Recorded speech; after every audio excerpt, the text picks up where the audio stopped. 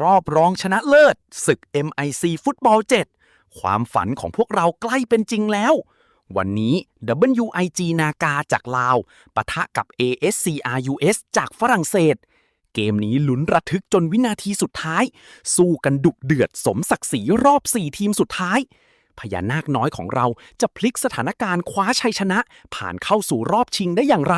ไปชมไฮไลท์เดือดนัดนี้กันเลยครับผู้เล่นของด้าน AS ให้ออกไปทางด้านขวาเข้าในมาหมายเลข13ไปผู้เดียวเลยหมายเลข13แห้งเกินไปถึงมือผู้สาประตูเป๊ปซี่ออกสั่นมาที่นายนายถีบบีบเนาะทางด้านซ้าย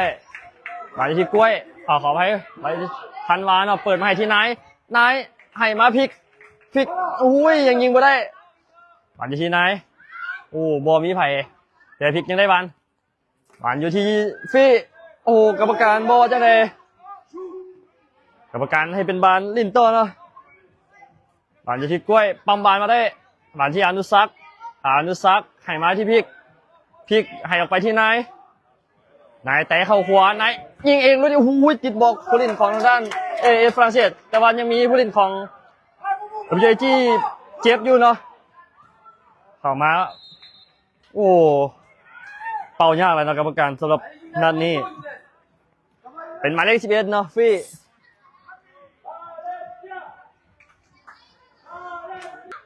หวานจะชิชน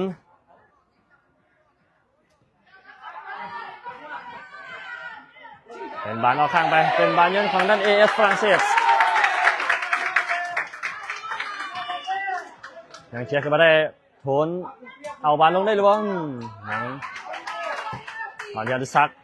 ดีดขึ้นมาบอลยันที่ผู้เล่นของทางด้าน AS เยอะแต่ว่าพลิกจิ้มได้นายยังนำบอลที่หมายเลข10 AS ฝรั่งเศสให้เข้ากลางมายังติดอนุซักหมุนจังหวะหนึ่งกรรมการให้เป็นบอลได้เปรียบกรรมการบอกจังใดให้เป็นบอลตั้งเต้นจากหน้าประตูของด้าน AS ฝรั่งเศส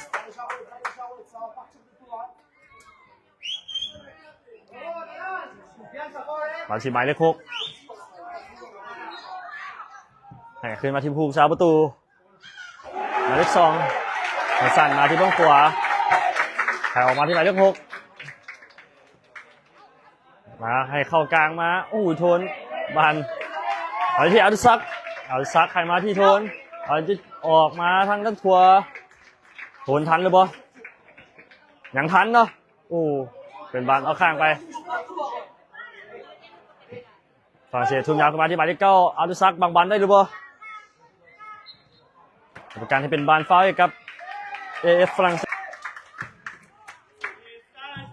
โอ้ยังติดเสียผู้สาประตูนะเป๊ปซี่บอลจะที่โทน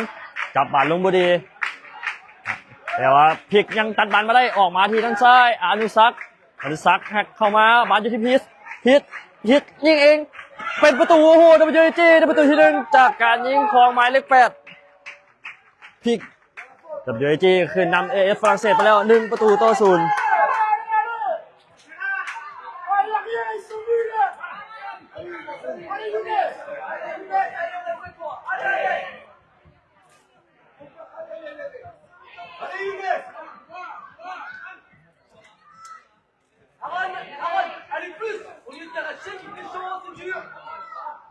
อยู่ที่หมายเลข6ของด้าน AS ฝรั่งเศสตอนนี้ WG เขาขึ้นน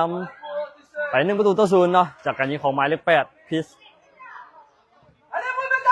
ลูซักเกือบตัดบอลไม่ได้เนาะบอลอยู่ที่ผู้เล่นของ AS ฝรั่งเศสให้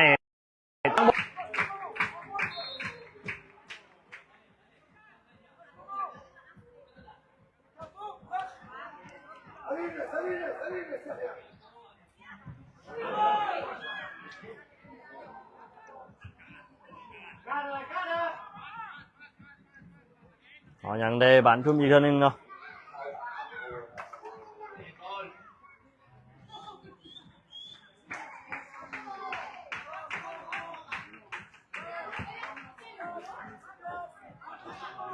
บอลอยู่ที่พิก บ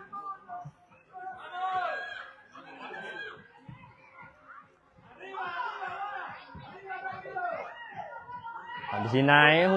จะเอ้านายยังบานยังบออกตามมาได้โอ้กรรมการให้เป็นบานออกหลังเป็นบานตั้งเต้นจากหน้าประตูขออภัยเป็นบานทุ่มเนาะไปเงาขึ้นมานายเคลียร์มาได้บานอยู่ที่ผู้เล่นหมายเลขเก้าของทางด้านเอสฝรั่งเศสยังบอลผ่านธันวาเนาะธันวาเขียวออกไปก่อนกรรมการเป่าเบสจบครึ่งเวลาที่1 WAG ขึ้นนำเอสฝรั่งเศสไป1-0จากการยิงของหมายเลข8เนาะพลิกจะเขาพักครึ่งเวลาที่10 นาทีมาชมครึ่งเวลาที่2กันต่อ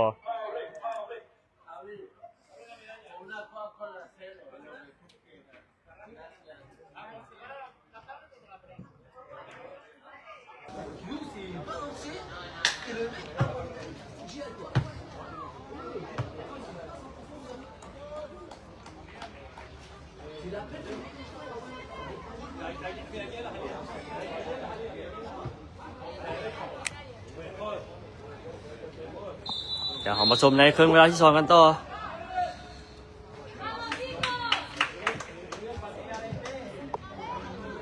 เดี๋ยวจียังขึ้นนำเอสจากฝรั่งเศสไป1-0เนาะมาเริ่มยังบ่ผ่านทางด้านกล้วยกรรมการบอกว่าจังได๋นะกล้วยชาดยาวขึ้นไปอันที่ทันวะยังดักไม่ได้ผิดชาดยาวขึ้นไปยังบ่ผ่านผู้เล่นของด้านเอสฝรั่งเศสให้มาที่หมายเลข10เป็นบานออกข้างไปเป็นบานยืนของด้านเอสฝรั่งเศส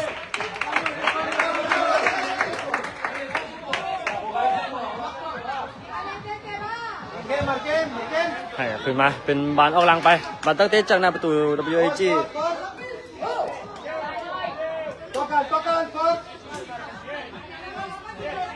ฮัลโหลฮัลโหล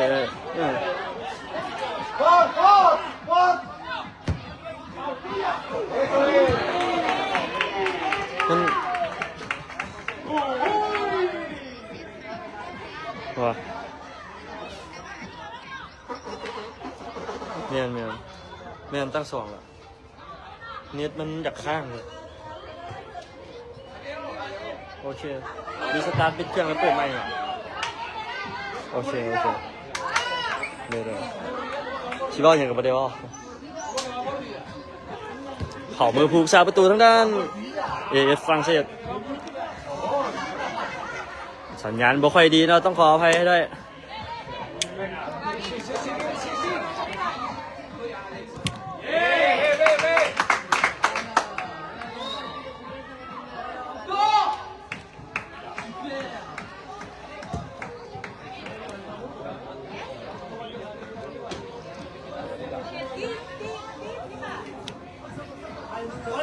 จะซักเคลียร์เงาข้างไป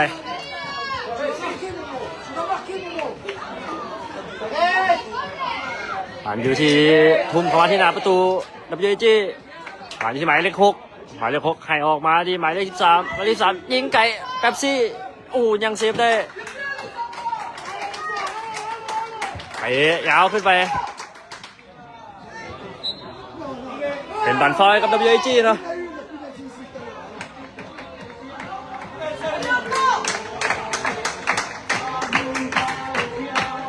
เป็นบาลฟรีคิกทางด้าน WAG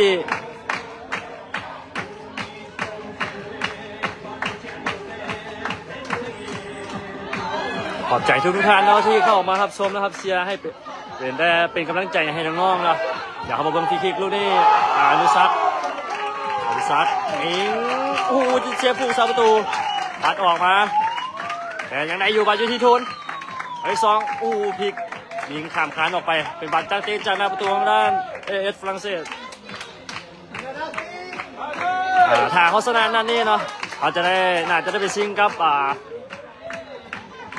วาเลนเซียเนาะถ้าเขาชนะเขารอบซิงเขาจะได้ไปซิงกับวาเลนเซียในเวลา 10 โมงเวลาประเทศลาวเนาะตอนนี้ WAG ยังนำเอสฝรั่งเศสอยู่1-0กรรมการบอกว่าจังได๋ สำหรับหมายเลข12ยกเข้าใส่ธนพีชเนาะ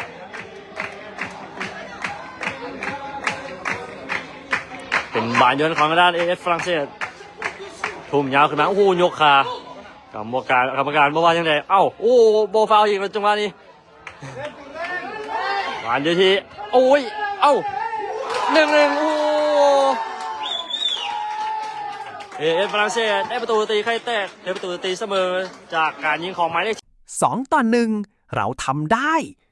WIG นากาก้าวผ่านรอบรองชนะเลิศสู่รอบชิงชนะเลิศอย่างเป็นทางการแล้วครับฟอร์มการเล่นของน้องๆหัวใจเกินร้อยจริงๆขอบคุณพลังเชียร์จากพี่น้องชาวลาวทุกคนที่ส่งใจมาถึงสเปนความภูมิใจของพวกเรากำลังจะไปถึงจุดสูงสุดในนัดชิงแฟนบอลทุกคนครับมาคอมเมนต์ส่งกำลังใจให้พญานาคน้อยคว้าแชมป์ในนัดชิงชนะเลิศกันหน่อยคอมเมนต์คำว่า WIG นากาคว้าแชมป์ให้เต็มหน้าฟีดเลยครับแล้วเจอกันในนัดตัดสินไปครับ